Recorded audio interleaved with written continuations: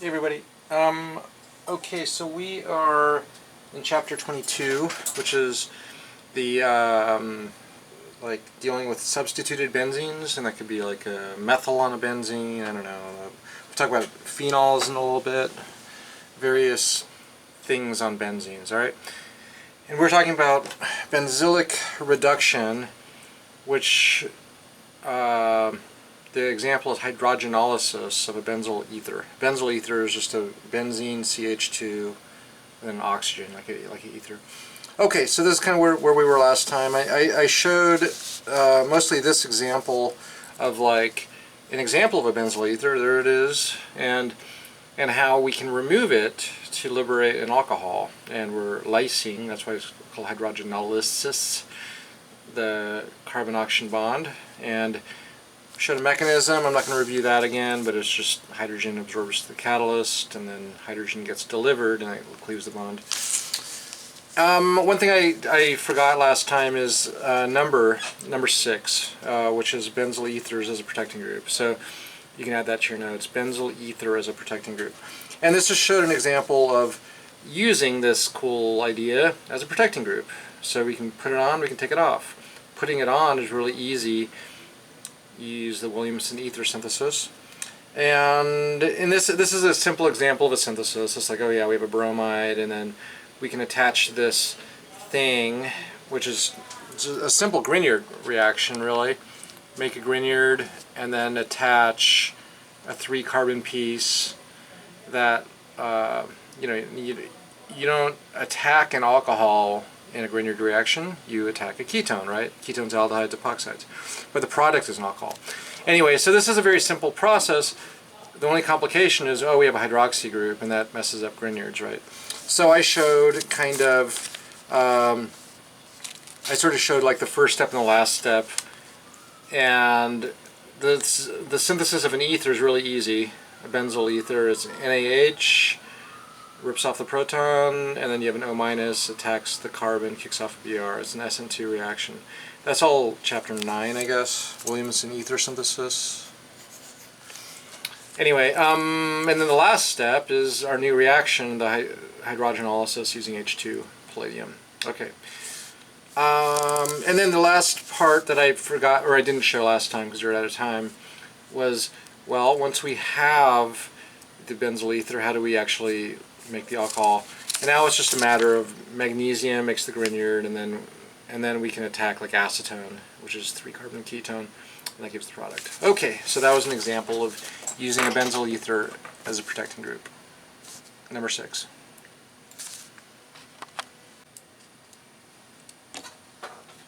All right.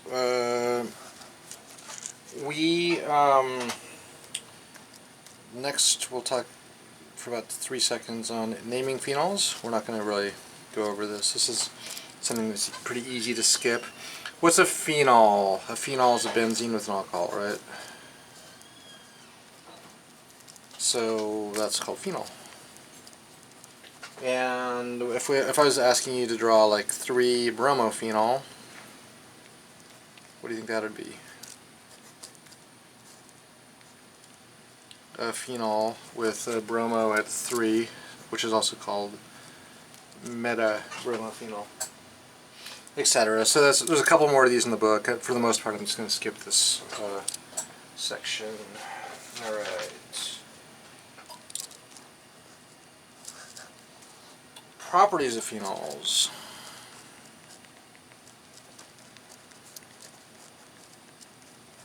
So phenol is just another substituted aromatic.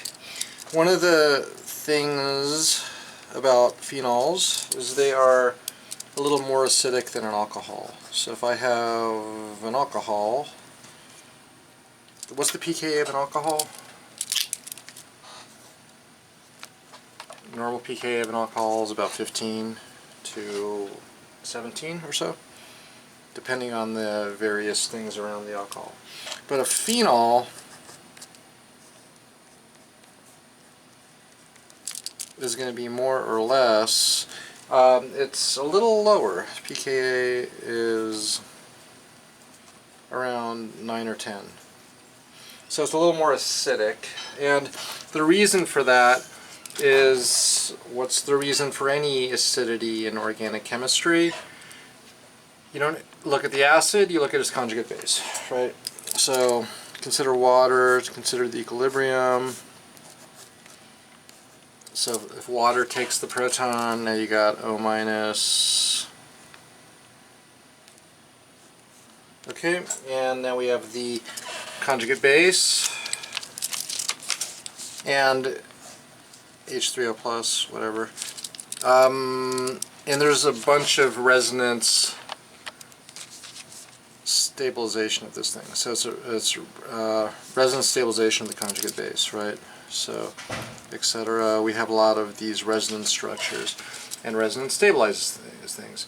And by this being a resonance stabilized thing, that it enhances the acidity of the actual phenol. Okay, so that's pretty much it on the acidity of phenols. The book talks a little bit more about the effect of like electron withdrawing groups, electron donating groups, which will enhance or disturb the acidity of phenols. We're not going to worry about that.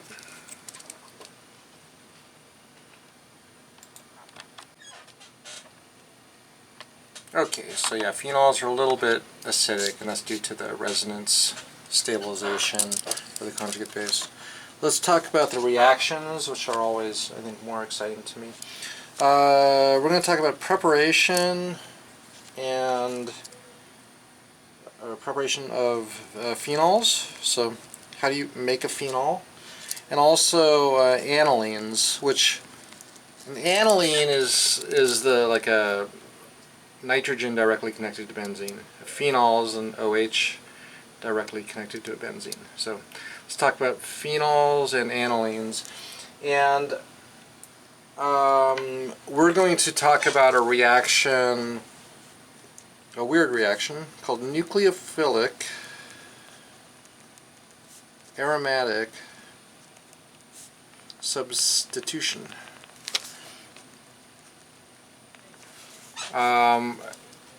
Nice abbreviation for this is SNAR, S-N-A-R. And this is also something that I usually bring up in Organic 1 briefly when you learn about SN2. So you may have seen this before in Organic 1. And okay, so what is this? And first of all, recall that there's no way to attach an OH in an Eas reaction. Okay, so you've probably forgotten about the Eas reaction a little bit, chapter 15. But we never learned a way to do this. Like take a benzene and attach an OH, right? You have learned a lot of ways to attach like a Br or a Cl or an alkyl group or sulfonic acid, nitro, but we never learned of a way that actually attaches a OH to a benzene group. So there are ways to attach phenols, but it's not going to be Eas. So Eas, remember this electrophilic aromatic substitution. So, and that's what we're going to talk about, in the use of this thing called SNAR. So, what is SNAR? All right.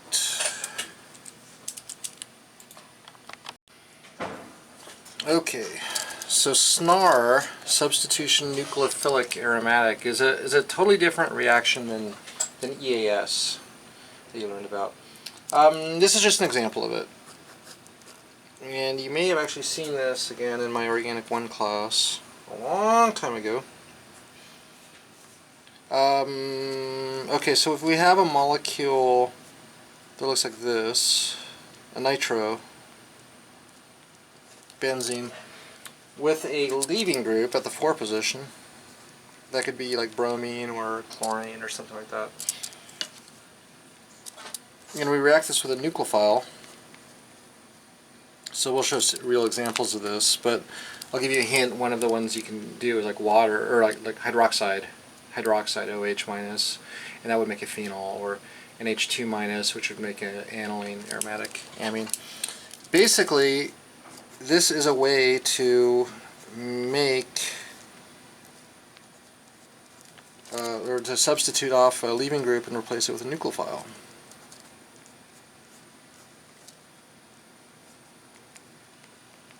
Okay, the nitro plays a really important role though. Okay, so you need some kind of electron withdrawing group at the, usually the 2 or the 4 position. This is just showing it at the 4 position or not, or the para position. So what's the mechanism of this? Nucleophile, you see nucleophile, you see a leaving group, you might think, oh, it kicks off the leaving group, but that would be an SN2 style reaction that does not occur on a aromatic ring. SN2 never occurs in an aromatic ring. So what happens is the nucleophile attacks, and then it's going to utilize this nitro, so it kind of pushes the electrons down, all the way down, all the way down. And now the nucleophile is kind of attached while the leaving group is still attached also. Leaving group, nuke, double bond, double bond. Now we have a double bond nitrogen. O minus, O minus. Okay, so this thing is kind of all attached. And then the O minus swings back, swings back, swings back, and kicks off the leaving group, and then that gives you the product. So that is this concept of SNAR. You need a leaving group, and you need some kind of electron withdrawing group. EWG. Nitro is a nice one that's used a lot. Okay, and electron withdrawing group, and then the nucleophile attacks, pushes the electrons all the way down, and then it swings back, kicks off the leaving group. That is what SNAR is. This thing is called the Meisenheimer Complex. Meisenheimer Complex. It's the name of this intermediate in a SNAR reaction. Okay.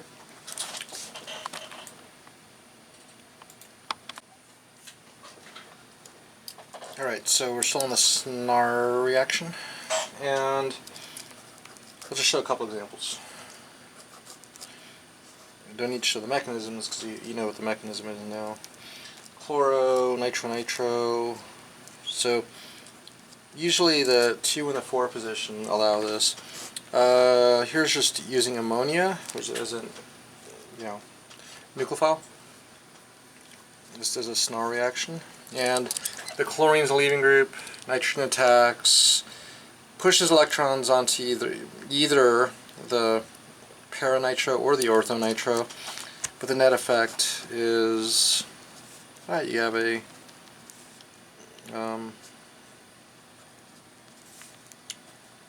aniline now, right? That's an anilines are amines on benzene rings. What about we do the same thing with a methoxy group, NH3. That would give, NH2, the amine with a methoxy group. Will that work? Well, methoxy or nitro groups are electron withdrawing groups, right? This is an EWG. This is an EDG, electron donating group. Of course, it's got lone pairs. It pushes electrons in, etc.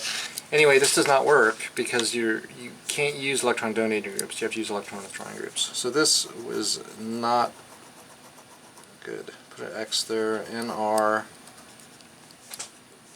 does not work. Okay, so that's a bad example. How about this is interesting. Fluorine, NO2.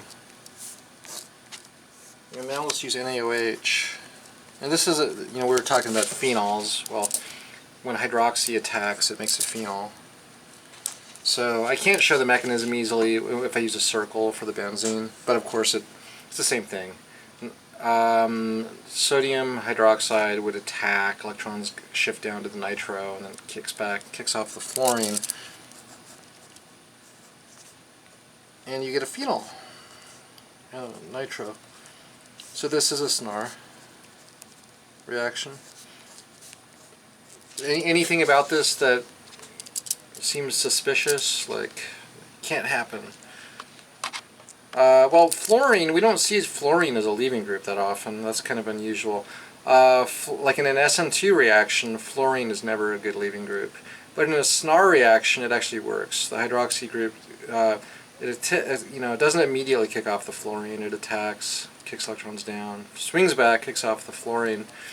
And fluorine is actually an acceptable leaving group for a SNAR reaction. So we do see fluoride as a leaving group sometimes. Okay?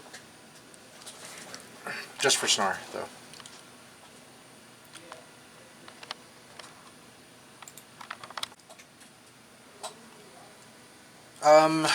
There's an example in the book. I'm not going to go over it, but if you're interested in this, there's a cool synthesis of aflatoxin,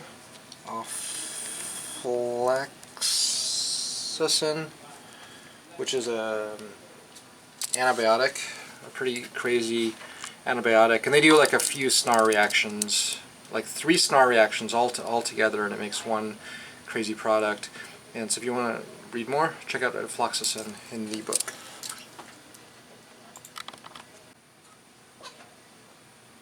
Okay, so now we have another reaction that's kind of an oddball reaction. It's kind of fun. That also makes phenols. Substitution of Benzyne. Benzyne is a weird thing. Ine, you think of alkynes, and yeah, it's going to be something related to alkynes. I'll just show the basic idea of this. We're not going to spend a lot of time on it.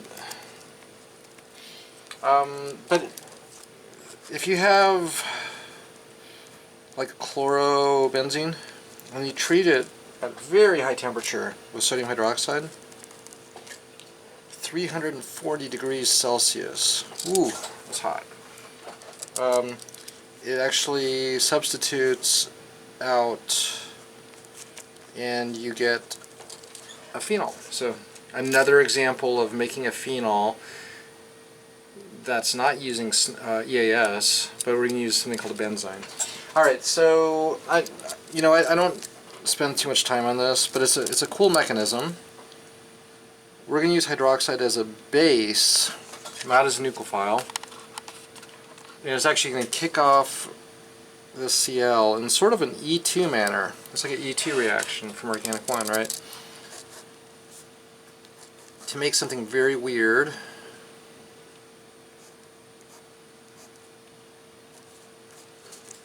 Look at that.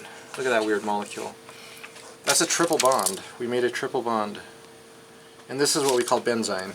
So benzyne is benzene, but with an alkyne in it. And it's a very unhappy molecule. As you can imagine, I mean, alkynes like to be linear. This is just a very weird, highly reactive structure. Anyway, then hydroxide comes in as a nucleophile. First it was a base, now it's a nucleophile. And attacks in kind of a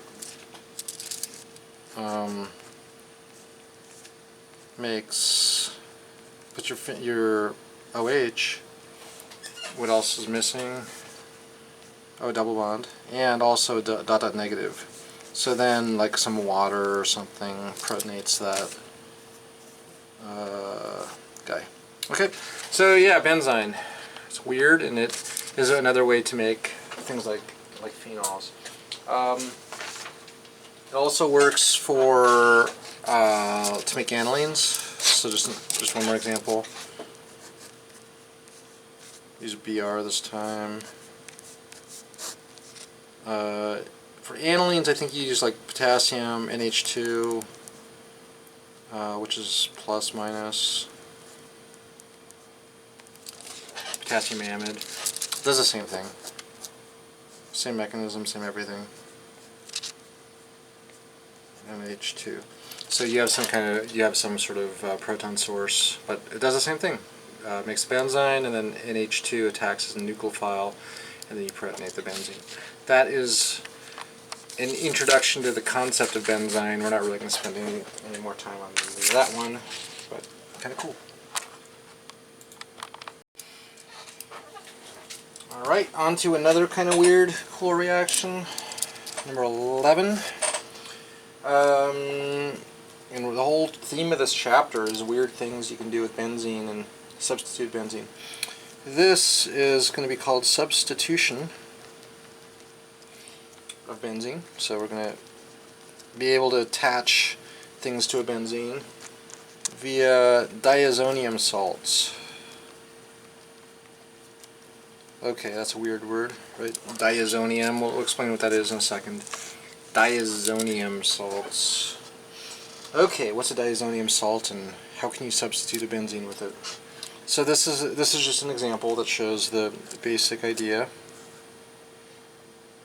Okay, take a benzene, but this is an aniline, right? It's an aminobenzene.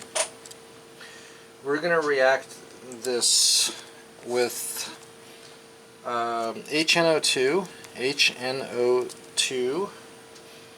and sulfuric acid.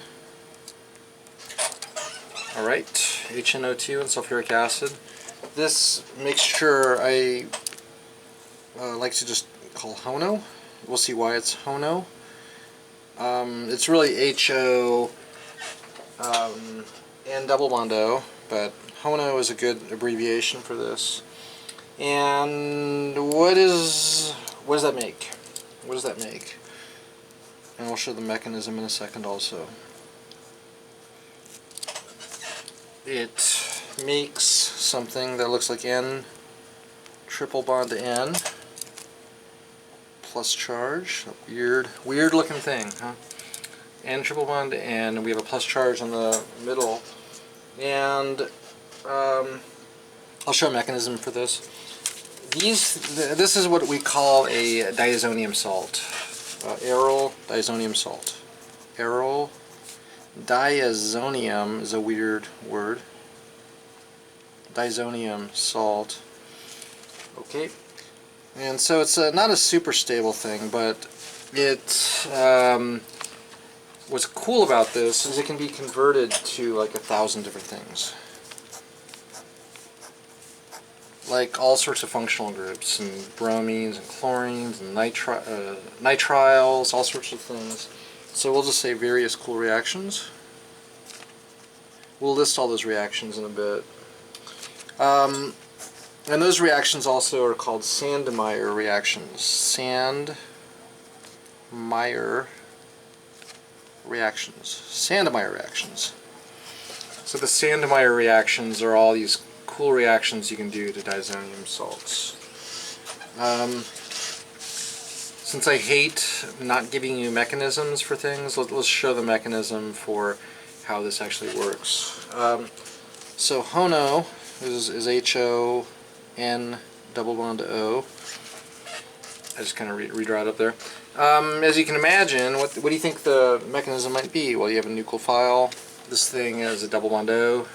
You know, those things might be electrophilic. Yeah, so it just kind of attaches. Alright. This may actually protonate also with sulfuric acid, kind of like an RSCC, but it's not a carbocation though, it's a nitrogen thing. But anyway, so it attaches. AR, now we have NH, AR, NHH. Now we have nitrogen, OH, and O minus, plus charge. Okay, so just attached, right? Proton transfer, probably from the NH to one of the oxygens. We'll probably just do it to the top oxygen.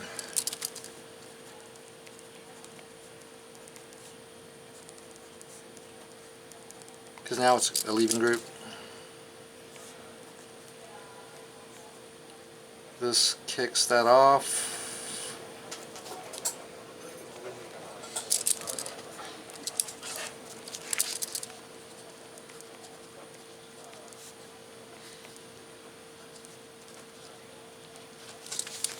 Okay, now we just kind of proton transfer to the other nitrogen to oxygen, ArNOH,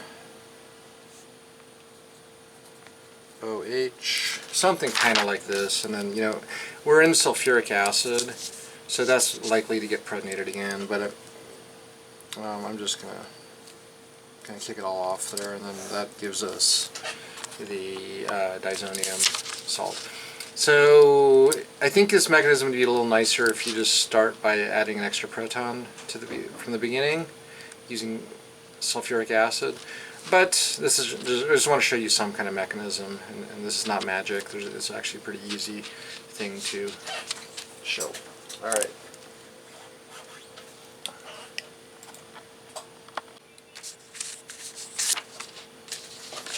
Okay, so I said there's like 1,000 reactions we can do with these things.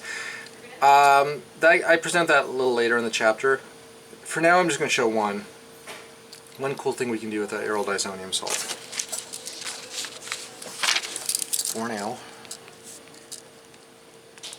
I'll show diazonium to phenol, because again, we mentioned how phenols are, there's no easy way to make phenols like from an Eas reaction. So let's show how you can make a phenol from a diazonium. Okay, so we'll start with benzene. And what do we need to make a diazonium? We need an NH2, right? Well, you can't make that from an Eas reaction either, right? There's no way to go from a benzene directly to a NH2. But we can make a nitro, and then we can reduce a nitro. So we're going to start by nitrating the benzene. And how do we nitrate a benzene? HNO. This is kind of funny. It's not HNO2, which we used up here. But how do we make a nitro? It's HNO3. So nitro is HNO3. Diazonium is, and HONO is HNO2. Okay. H2SO4, that makes a nitrobenzene.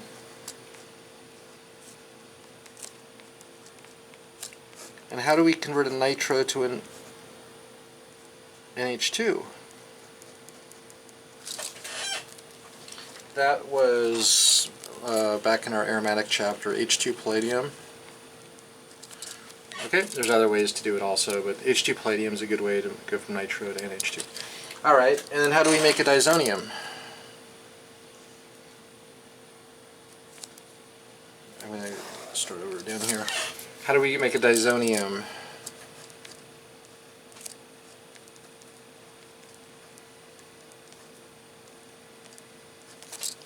How do we do that? Well, we've learned, it's right up top, it's HNO2, or we just say HONO. HONO makes a diazonium. Nitrous acid.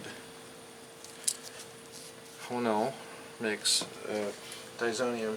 And like I said, the thing I want to show you is how to convert a diazonium to a phenol. That's like our little introduction to this. And to do this, all you do is cook it in water. Now it comes a phenol. That's cool, because now it basically gives us a way to go from a benzene to a phenol through a couple steps. First you nitrate, then you reduce.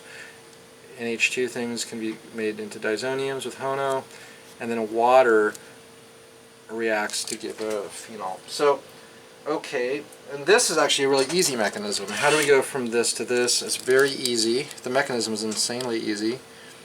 That just falls off because it's nitrogen gas, right? And that gives us a, what?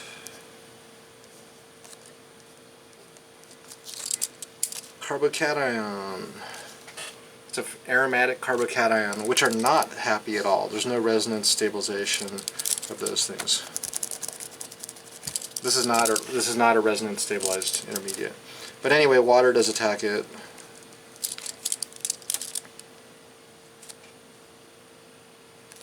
And now water's attached.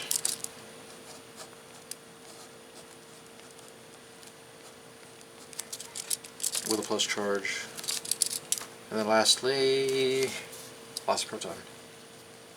Okay, so that is an example of one cool thing we can do with the diazonium is make a phenol. So we can actually make phenols this way. Alright, and we'll learn all the other cool 1,000 things you can do later in the chapter.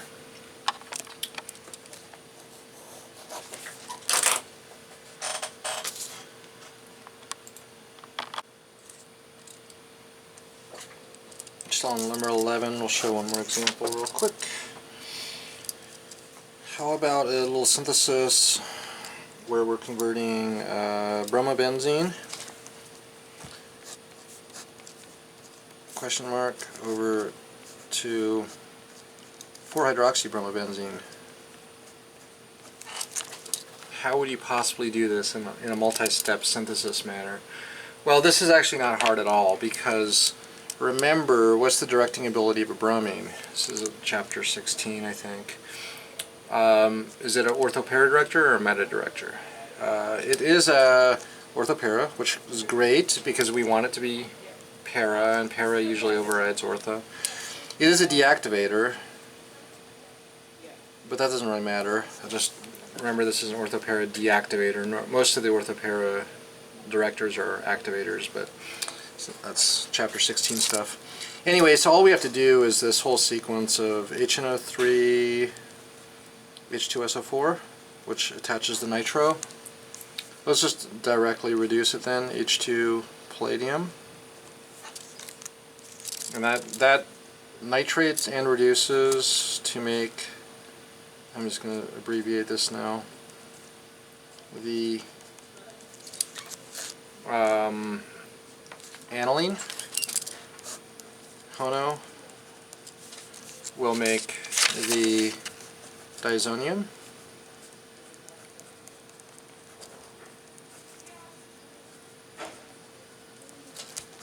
Cook it with water, and you got your product. So it's a way that we can make phenols. Great.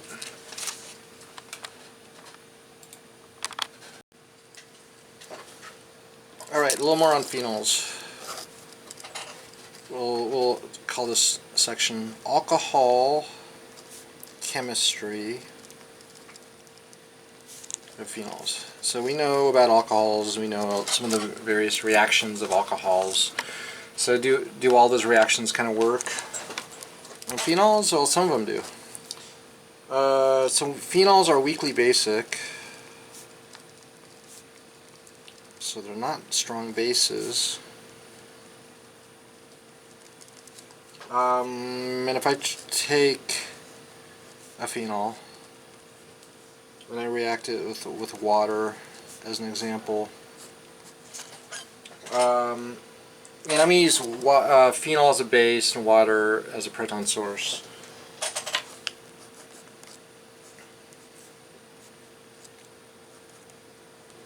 That would give you a protonated phenol and OH minus. And then the question, if we're characterizing the basicity of this, we would look at the pKa of this. And if it's a big number, then you say that the phenol is basic. But the pKa is really small, negative 6.7. And that just shows that this is incredibly unhappy, and that also shows that the phenol is just not a very good base. Okay. Now, if this did form, one nice thing is you could imagine losing water, and then if water fell off, you would make an aromatic carbocation, and then go react it with things. This doesn't really happen. We'll say this is difficult to form.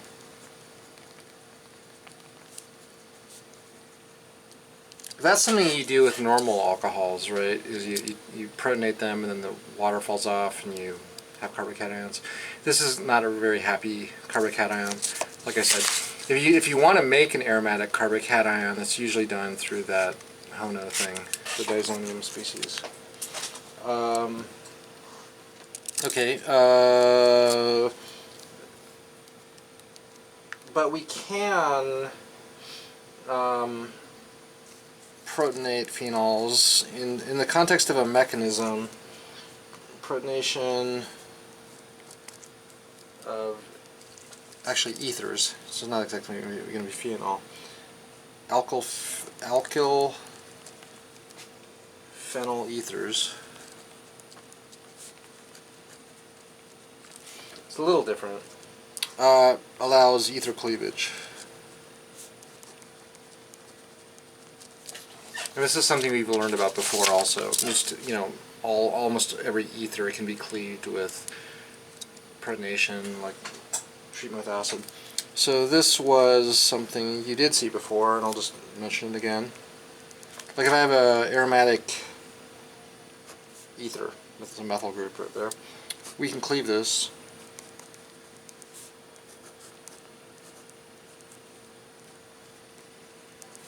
To make a phenol and like bromomethane.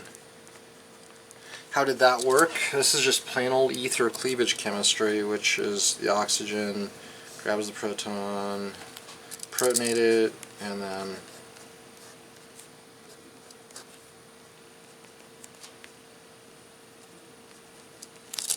plus charge. Okay, and then how does this work? We end up with bromomethane. We have a methyl group there, so Br minus attacks that and breaks it off. So this is just an example of cleavage of a aromatic ether to make a phenol. Okay.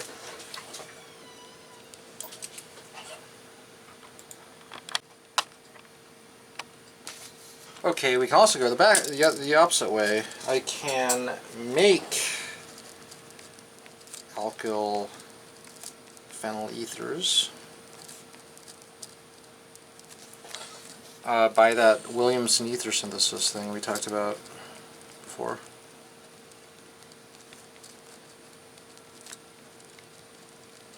And all that means, you know, what is a Williamson Ether synthesis?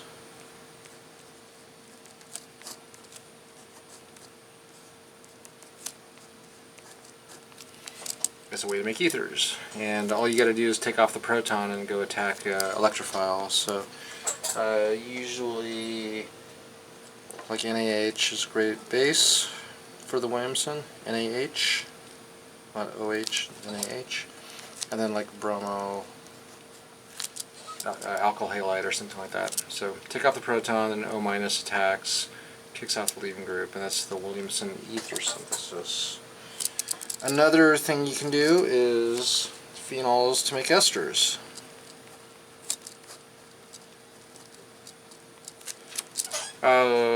So again, this topic we're talking about is kind of like alcohol chemistry of phenols, just sort of how they kind of react like a normal alcohol.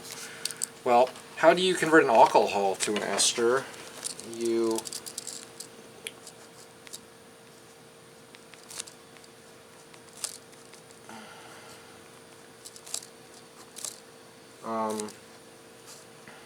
what's this thing called? H plus cat. So this is just an aromatic alcohol, but you can envision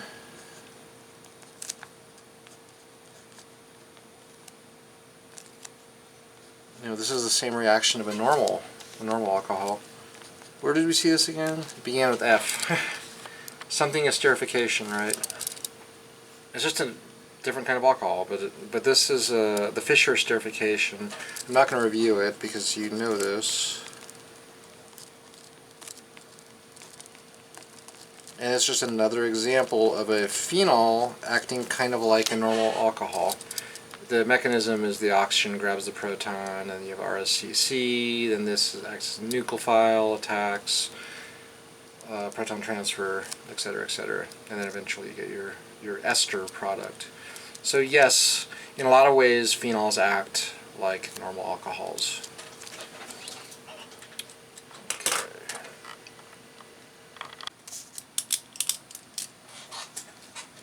Okay, more on phenols. Number 13 now.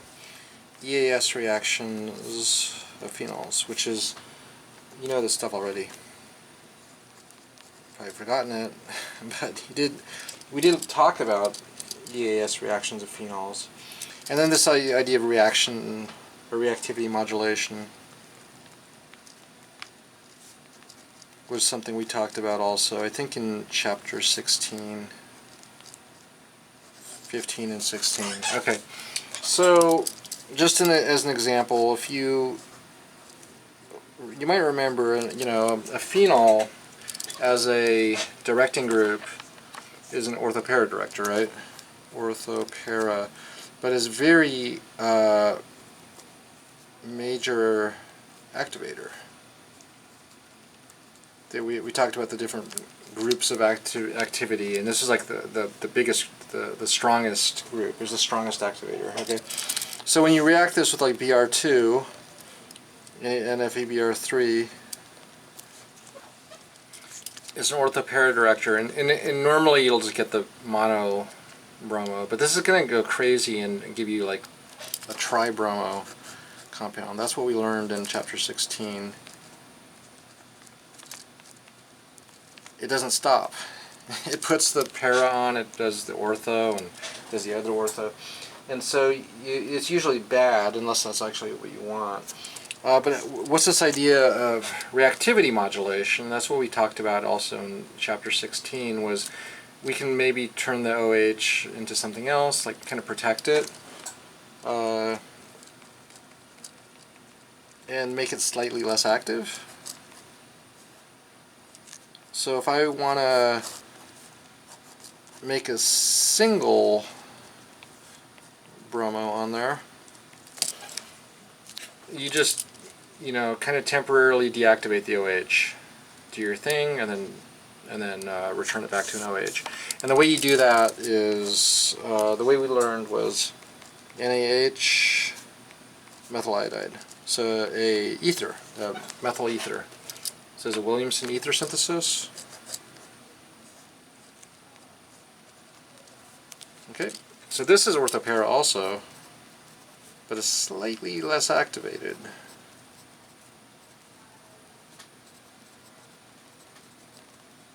Okay, so now we can do our bromination, Br2, FeBr3, and get a single bromine on there.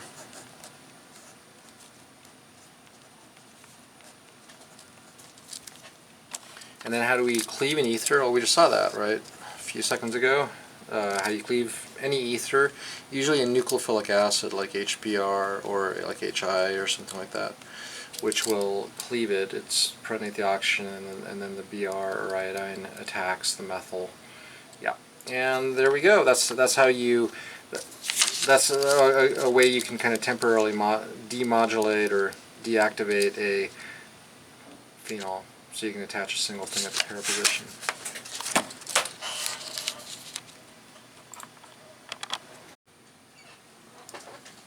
Okay, we're still on phenols, and we're almost done. There's a lot of these silly little phenol reactions. This one's not that crazy. It does have a name. It's the Kolbe-Schmidt reaction, SCHMIDT reaction. And this makes salicylic acid,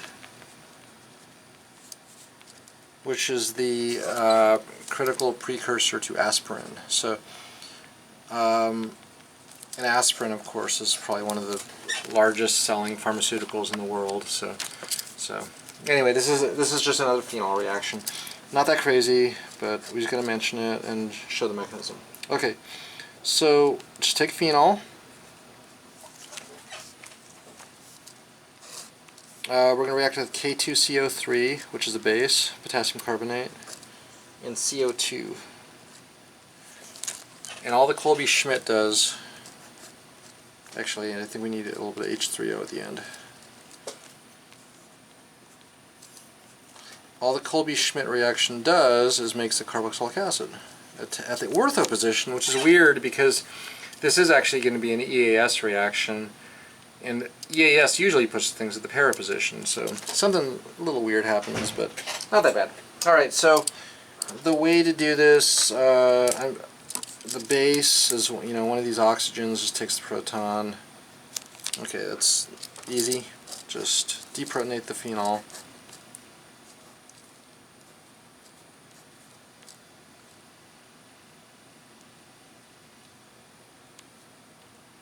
Okay, so we have a deprotonated phenol now. And actually, the way to do this, let me correct myself. We're going to put a potassium up top. So the potassium ion is kind of attached to the oxygen, alright? So let's get rid of the negative charge because we're just assuming as a covalent bond. Now this is how we get the CO2 attached at the ortho position. We're going to draw CO2 in a sort of a bent, funny looking conformation like this, where the oxygen is talking to the potassium. So they're kind of interacting like that. Okay? And that's kind of why it's going to activate at the ortho position. Once you do this, this is very easy. Just have another dot, dot, dot, dot, dot. And then this goes there, this goes there, this goes there.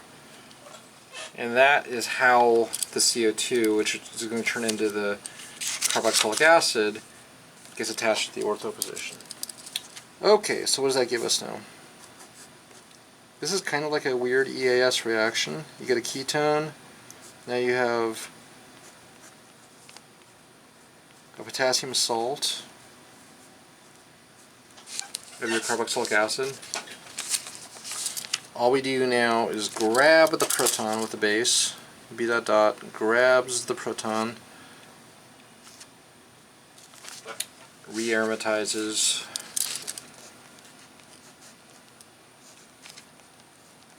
you have an O minus and OK, and then just protonate everything with an H3O plus. So protonate the O minus, protonate the OK, and you get your salicylic acid. That's the Kolbe-Schmidt reaction. It's a kind of classic historical reaction, and it's one of the ways that salicylic acid is made. Okay, and this one last reaction related to phenols. I'm just going to introduce and show the mechanism also. Claisen rearrangement. This is a little like the Kolbe-Schmidt. It's another concerted reaction. We're just going to introduce it very briefly. Okay, so let's do the same kind of thing, but what we're going to do is take a phenol and do a Williamson Ether synthesis. So that's super easy. We're going to use aryl bromide, which is just an alkene CH2Br. Right. And that is super easy.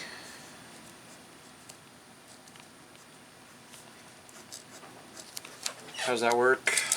Base takes proton, makes a conjugate base, O minus, right? SN2 reaction. Okay, that was easy. I hope you agree that was easy.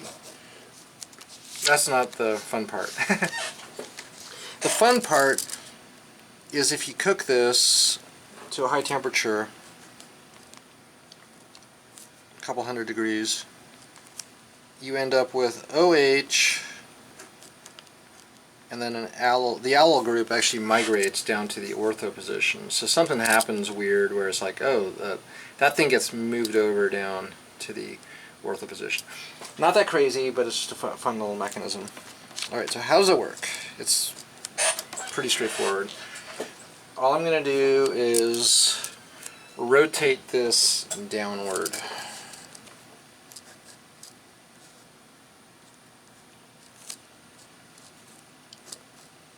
That was easy, right? So I just rotated it. So rotate. Okay, it rotated. And now the fun thing happens, which is not that crazy. It's kind of weird the way the Kolbe-Schmidt's a little weird. Dot dot dot dot dot. And you can kind of see what's going to happen. We're just going to move some electrons around and three arrows. 1, 2, 3. And that breaks off the aryl group from the oxygen and puts it at the ortho position. Just kind of like the Kolbe-Schmidt, but a little different. Now you get a ketone.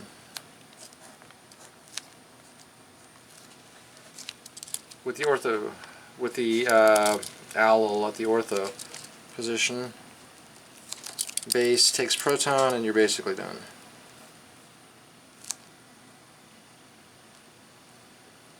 Okay, so base takes proton, that re-aromatizes, and then you just kind of reprotonate that oxygen, so H+, whatever. That is this thing called a Claisen rearrangement, and that's all I'm going to say about it. Williamson Ether synthesis, and a little funny thing where the aryl group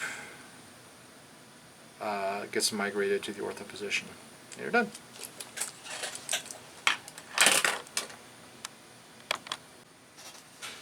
I'm sure you're excited for number 16. Oxidation of phenols.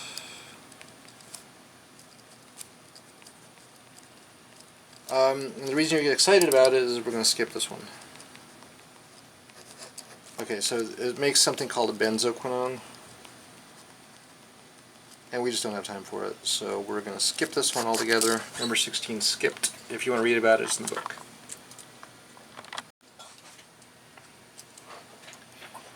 Okay, we're pretty close to the end of the chapter, but like I promised before, we have to go into this Sandmeyer thing again. This is fun because there's a lot of cool things you can do with these reactions. So we're going back to the aryl diazonium salts. Remember that?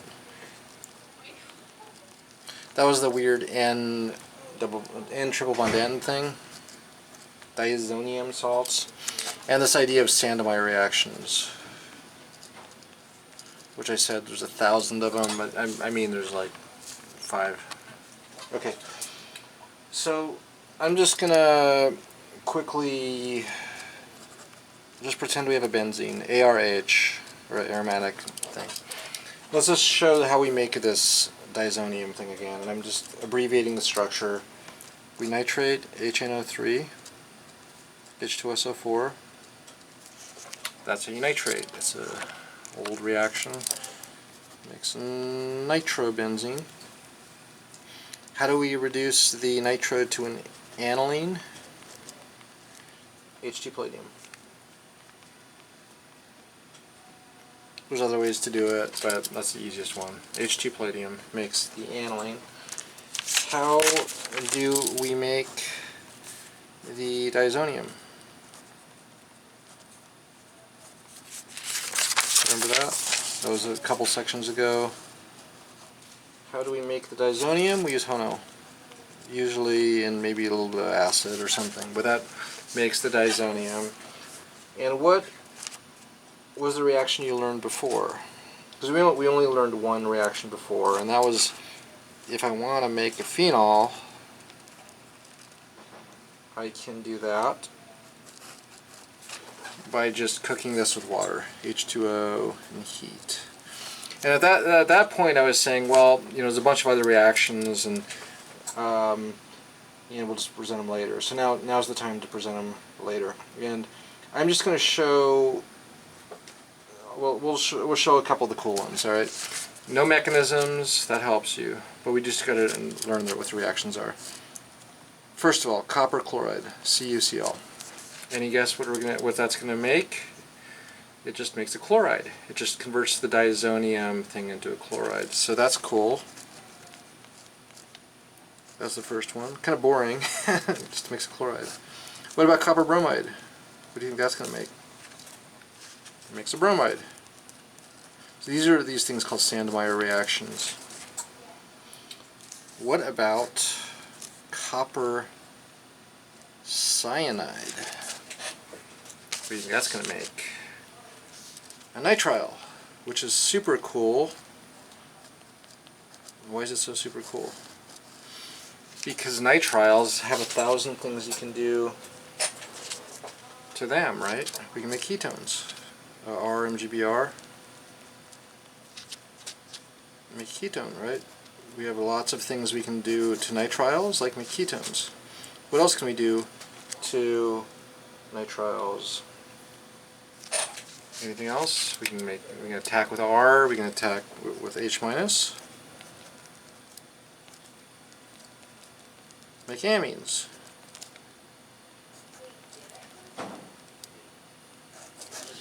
right? So this opens up a lot of doors to synthesis. You can make ketones, you can make amines, there's a million things you can do with amines. Use them as nucleophiles, do reductive amination, etc. What else can we do? Okay, so no mechanisms for these. We did learn the mechanism of this one, but because it's so easy, it just, the carbocation, it just falls off and the water attacks, right? Okay, what else can we do? HI will, it's not a copper one, but it makes aromatic iodides. So of the halogens, they're all copper, except for iodide, which is HI, and it makes aromatic iodides. I think there's one more kind of boring one, which is H3PO2. H3PO2, which is reduction, and it just makes ARH, which sounds kind of really boring, because why would you go through this whole process of starting with a benzene, nitro, aniline, diazonium, to go back to an H? And I don't think that's too exciting. That's why I say not that exciting. Which is probably the most exciting for like the exam and quizzes and stuff. I think the phenol one's kind of cool. The water one's pretty cool. And I also think the nitrile one's cool, because that opens up doors to like Grignards, to ketones, reduction to amines, etc. And the chloride bromide, is that really that cool? I don't know. I mean, because you could have done that immediately just with Cl2 and FeCl3, or Br2 and FeBr3, because we know how to make chlorides and bromides already. But anyway, these are the key Sandmeyer reactions to know about.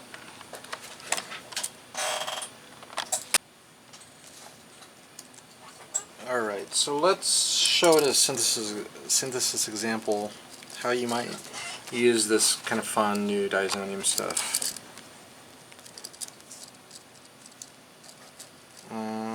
Imagine we have tert-butylbenzene, and we're like, alright, we want to convert this to tert-butylbenzene with a amide on it. Alright, so, you know, looking at this, any dead giveaways? Well, the CH2 nitrogen thing, to me, is a dead giveaway for the copper cyanide thing. Remember that? You know, make a diazonium, and you're like, well, I can reduce it, you know, make a nitrile from a diazonium with a copper cyanide thing, and then I can reduce that to an amine. But then we have to still attach the amide, and so we have to go back to our amine chemistry. Well, making amides is really easy too. Remember that? There's a million ways to make amides. Let's go backwards. Okay, so how do I make an amide? An acetamide? Well, I don't know, just maybe acetic anhydride, right? Pyridine, or you could do the acid chloride, whatever, nitrogen attacks. You make the amide. Now, how do we make that amine? Well, I already made my strategy in my mind. I can do that from the cyanide, or the nitrile, right? C triple bond N with what reagent? Reduce a nitrile. It's a reduction.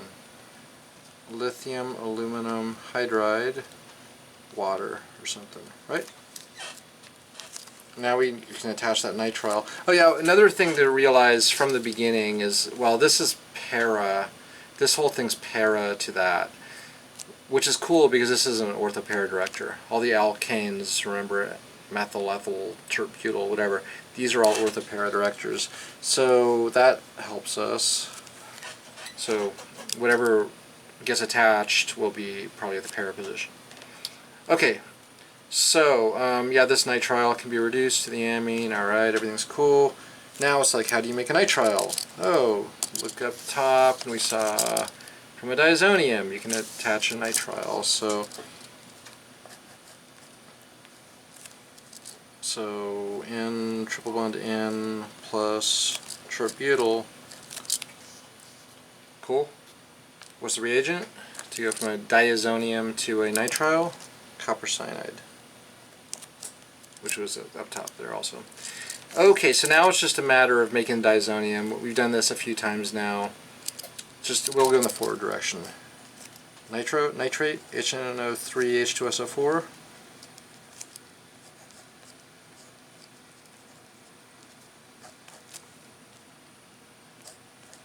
It's 2 steps now. You have to make the aniline, H2 palladium.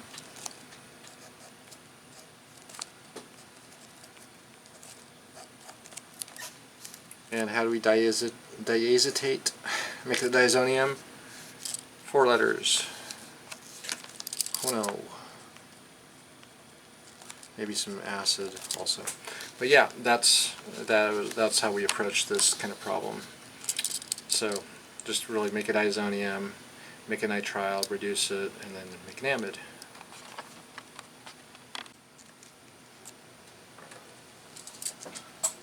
Another pretty easy example. Let's say we got a methyl ester. What kind of directing group is that? So all those, it's an electron withdrawing group. It's a meta director. So easy to attach stuff at the meta position. Let's imagine making a acetate ester. Okay, so that is really easy. So we have a methyl ester there, and this is like an acetate ester. It's meta, so assuming we attach something, it's going to be meta, because that's a meta director. That helps. How do you make an ester like this? Well, probably, just like the last problem, just from the phenol and acetic anhydride.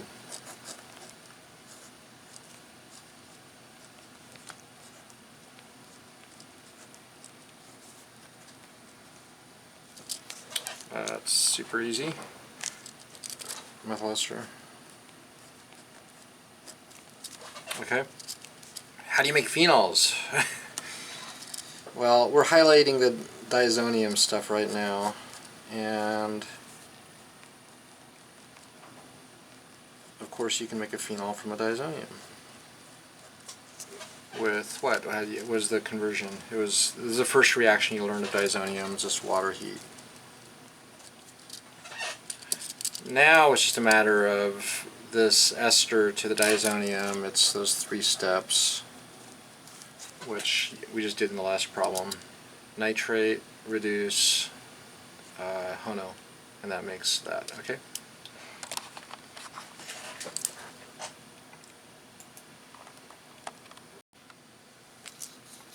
I'm going to do one more little example of this. This reviews a cool topic from chapter 16. So we have a methoxybenzene, and we want to just make methoxy with a nitrile. How can we do that? How can we do that? So if you remember from chapter 16, you know, this is an ortho-para director, which is nice because that thing's ortho. But the problem is, an ortho-para director usually will want to put something para before it puts something ortho. So the trick is going to be, remember the trick? The trick was to block the para position. So if you block the para position, then we can install something kind of ortho. That's the only thing. Otherwise, this is super easy because we know how to attach a nitrile, make a diazonium, and do copper cyanide, right? CuCN was the trick. Anyway, so it's going to be something like, I'll just do the first step and the last step. The trick from chapter 16 was to protect the ortho position, and the way you do that is SO3. SO3 makes a sulfonic acid.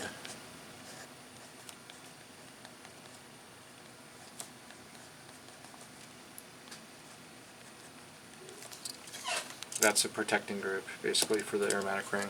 The last step is removal of the protecting group.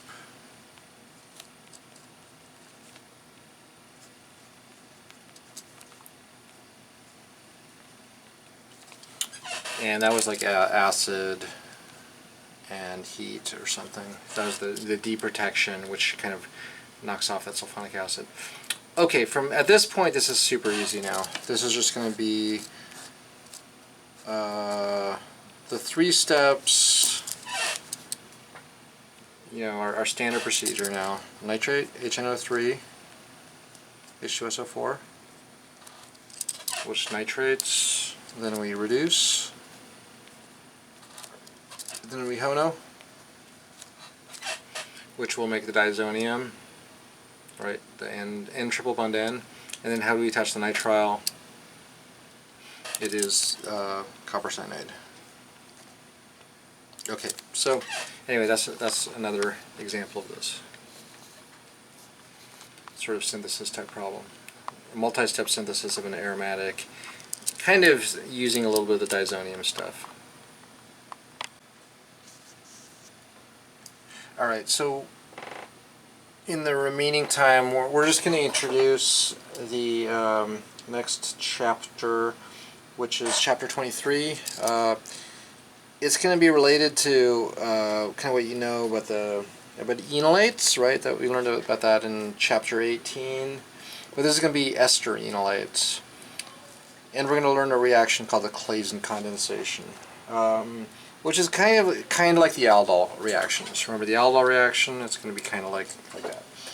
Okay, so let's just review what the aldol was. Chapter 18. And then I'll just kind of introduce the idea of the Claisen, and then we'll go into it next time. So what's the aldol? Chapter 18, aldol. You guys know this. Probably forgotten it a little bit, but it's just take an acid like ketone, NaOH usually, or another base, NaOET, some base, whatever. And what do you get? You get a alpha beta unsaturated ketone. Alpha beta unsaturated ketone. And what's the mechanism of this? It's really easy. By now it should be kind of easy. Base takes proton. What does that make? An enolate. Alright, and then the enolate is a nucleophile, ketone is an electrophile. It attacks. Alright, nothing too crazy.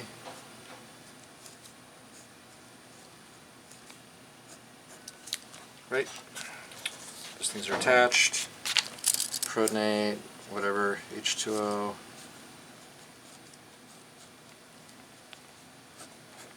And then that loss of water thing occurs to make the alpha beta unsaturated ketone. That's just, I'm not going to review that, but it's essentially the base takes this proton and then it kind of goes back onto the oxygen and then swings back down and kicks off OH. So that's all chapter 18. But that is the aldol reaction. So what's this thing called the Claisen condensation? I'll just introduce that. It's going to be a similar idea, but with esters. And the one difference is the product is not an alpha beta unsaturated ketone. It's going to be a beta keto ester, which we'll see in a second. A beta keto ester. Claisens make a product called a beta keto ester. Okay, so we remember the aldol. What's the Claisen? The Claisen, well, this is topic 1. Claisen condensation is kind of like an aldol, but it uses esters, and it makes a beta keto ester as a product. Beta keto ester. What's the beta keto ester? It's a ester with a beta ketone, right? Not an alpha ketone, but a beta ketone. And the other thing is it uses that mechanism that we've learned about a bunch, the Eas reaction, nucleophilic acyl substitution, which is kind of like the main mechanism for all esters and all those kind of things. Alright, so let's show the basic idea of the Claisen. The basic idea is this. You got a ester. Alright, nice ester. Simple ester. Very simple, right? So we're going to treat this with a base, usually NaOET and ethanol. And at the very end, we're going to treat it with mild acid, H3O+. Okay, and the product is not exactly an aldol, but two esters are going to come together, and you're going to get a product that looks like this.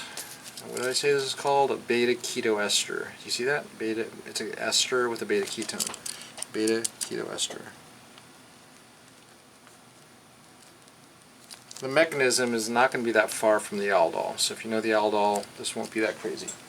Alright, so what do you think happens first? You got base, you have an alpha proton,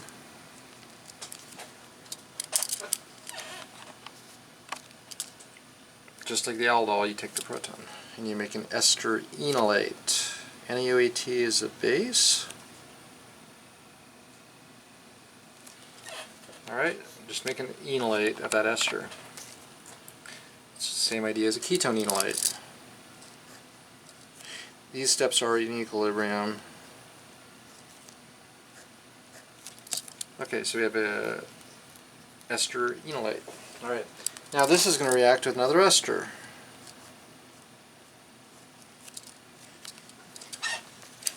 Nucleophile, electrophile.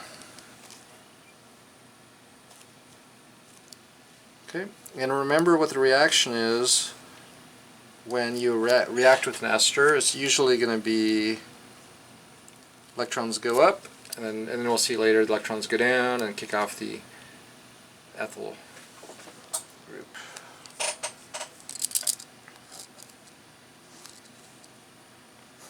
So what does that give us? Well, we're not going to skip any steps. Now you got the ester that we attacked with. You got O minus, methyl, O, ethyl. That thing's called a tetrahedral intermediate.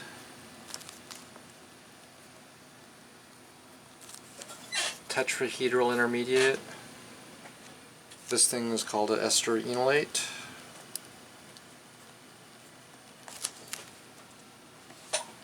Right, so far so good.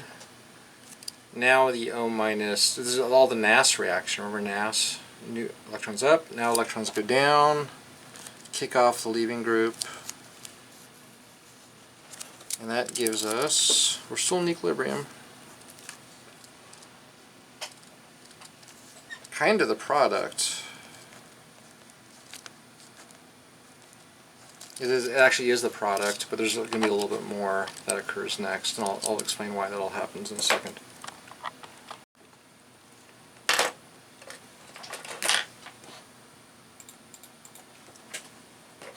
Alright, so it looks like we have the product, but just a little funny thing happens. Base, you got base, you have lots of base. We'll actually take this proton, because this proton is highly acidic. We'll explain that next time. This is super acidic, and notice how it's all like reversible, reversible, reversible. When you have a highly acidic proton, pKa is negative, or pKa is 11. pKa is 11, which is pretty acidic for an organic molecule. That base will take that proton irreversibly. So it's kind of like, re-enolizes it. Okay. Grabs the proton, re-enolizes irreversibly. Star, star, star. Okay, that's a very irreversible reaction, and now you got another enolate.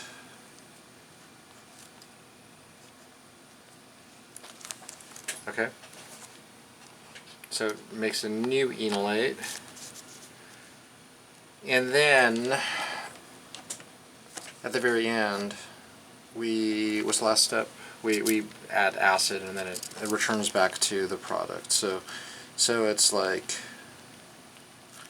okay, so now the enolate swings back and grabs a proton, and then you're all done. So it looks kind of silly and redundant. It's like, why don't you just stop there, right? Well, the thing is, you can't stop there because everything's in equilibrium, and it doesn't just stop when it wants to stop. It's like the base will happily take a very acidic proton and then make a new enolate. But then it's kind of like, now it's stopped. But you don't want this, you want the final product. So that's why you add the acid, and then the acid is just like the enolate grabs a proton, and then you're done. So it's a little weird. It's just, you know, most of this all makes sense, I think. It's just a little funny how we do this acid step at the end. Okay, anything else here? I mean, you got the basic idea of the Claisen. We have more to talk about the Claisen, but I just wanted to introduce it. Okay. Any last words on this? Oh yeah, it's kind of like we have like reversible, reversible, reversible. Then it's like an irreversible reaction. That irreversible reaction drives the whole process to this point.